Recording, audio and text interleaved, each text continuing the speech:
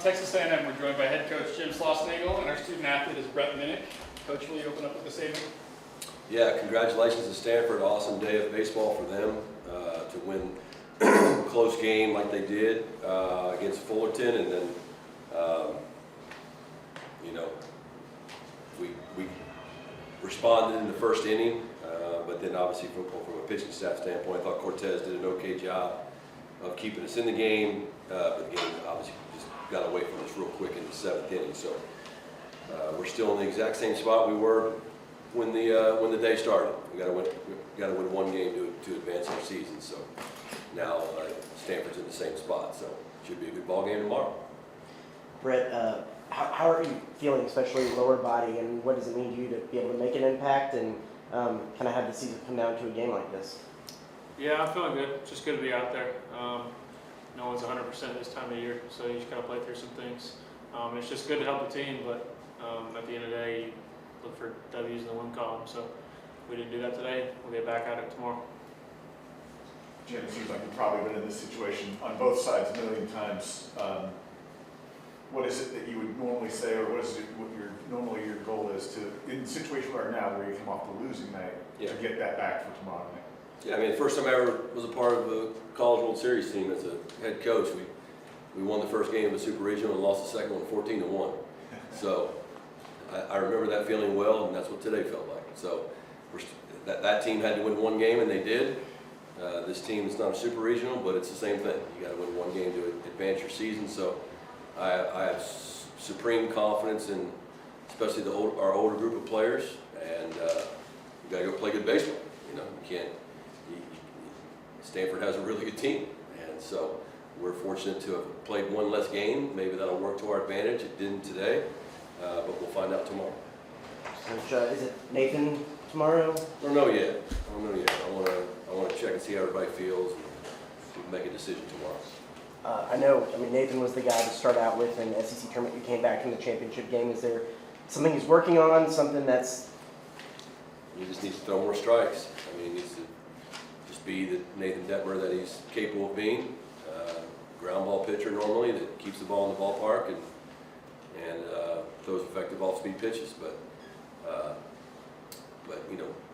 when he pitches, if he pitches, that's what we need. Coach, you've seen him twice now, so what do you feel like this third time? What is going to make the difference? I mean, you just can't get behind the count. You can't pin yourself in a corner as a pitcher against this lineup and expect you're going to throw fastballs and win the game. I mean, the guys that have had effectiveness against them, or really any pitcher. I mean, you ask Brett. If you can eliminate pitches and get to be a fastball-only hitter, then that makes you a lot better hitter. And then when you're already a good hitter, like these guys, Graham and Troy, and I mean, go straight through it, Montgomery, I mean, Rios, they're all, the freshman Moore had great swings tonight. Bowser was one of the best players. We recruited him when I was at my previous school, so they have a good team, but so do we. So we just gotta play well. It's never about the best team. It's only about the team that plays the best, and they played the best today.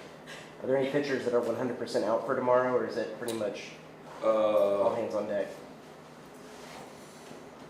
Yeah, I don't know that anybody, probably not Will Johnston, since he's thrown twice already, but maybe Weinstein probably out. But I think everybody else, that was the point of tonight, was to, if we would have gotten a lead, then maybe we would have used some of those guys we used yesterday to try and win the game. But we had an advantage going into the game. We only had to win one game out of two. They had to win one out of one. And so try to at least physically try to use that to our advantage. We'll see if it pays off tomorrow. Brett, I know you came back this year. You wanted to play healthy. You wanted another shot at it. How do you wrap your mind around tomorrow's game, and what does advancing continuously going mean to you? I mean, it means the world. You just got to do what you got to do. I know Coach is going to put us in a great situation. We're going to come prepared tomorrow. And at the end of the day, it's how we play. So this is what I came back for. This is what everyone comes to college baseball for, is these type of games. So it should be a fun one. Coach, just talk about the seventh inning when they scored 7 runs. Just kind of what did you kind of see from that perspective? What kind of allowed them to kind of open the floodgates like they did in that one? I don't know, buddy, what did you see? We set the table with, Cortez made a good pitch to the leadoff hit to the, was it Montgomery? Or whoever, maybe, yeah, it was Montgomery. And had an infield single, nothing we could do about it. He got 0-2 to the next guy. Pitch was supposed to be off the plate, and I don't know where the pitch was, but obviously, I don't have my glasses on. Rios. Yeah, Rios is a great hitter. He's having a great season. Hit the ball in the right center field gap, and then felt like Chris was at the end of his rope. Had done a nice job, and then we ended up throwing a wild pitch, and then or a pass ball, and then hanging a breaking ball to the freshman catcher, and after that, you're just chasing outs, and we didn't throw enough strikes, and then you got pinned in a corner in a 2-0 pitch to Troy, right? And then he hit one to, I don't even know where, Montana. So that's what happened. Coach, a lot of talk back and forth about which conference is better and how teams would do in different conferences. Oh. How would Stanford's offense rank among SEC offenses? Top. They're right there, and I told our team, they're right there with Tennessee, right there with LSU, right there with Ole Miss's offense. It's an SEC offense, and it's an SEC offense because it's. And I'm not telling you that's a better offense. You asked me the question. I'm not telling you which one's better or worse because there's other offenses other than power offenses that score runs. We have offenses in our league that don't hit homers and still put pressure on you. But in terms of how they play, it's a SEC style of play. There's not a lot of bunting. They don't run a ton, but they're super, super physical. And if you don't make pitches, you're going to get bloodied really, really quick. I think the difference with this one compared to some of the SEC ones we faced this year is there's some plate discipline, which makes it even harder. Some of the teams that I named off to you, they're just hacking. So if you execute pitches, then you have a chance to maybe get through them. And these guys, for the most part, through the lineup, they're a pretty disciplined bunch. So they're obviously very well coached. They're older, but the argument about what league is better. You can't compare that, but Stanford certainly. They're a top 8 national seed, and they deserve it. Thank you. Brett, with the with Texas winning the Coral Gables, a little added bonus about maybe there could be a super regional back in the home state past this. No, we got to focus on this tomorrow.